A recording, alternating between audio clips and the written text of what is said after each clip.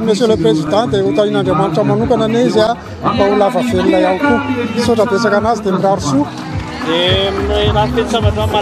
Mirary sy fitandromamy malagasy mba samy finaritra daholo mba ho tahin'Andriamanitra daholo amin'ny taona vaovao iny dia mirary soa amin'ny Président foana izy. Anao no tian'an'le Petra ohatra mety mety enjakenjana ihany sarosarotra ihany fa tena isaorana lehibe izy sarosarotra ihany satria sahirana daholo ny olona zao ary na ny fitadiavana vola ary zao manahirana be fa dia misaotra azy nanome Mbola mahazo les 150 000 ariary indray alohan'ny lafety farantaona. Mbola mahazo koa araka ilay teniny teo dia mbola mahazo dia efa mankasitraka azy foana amin'ny zavatra rehetra.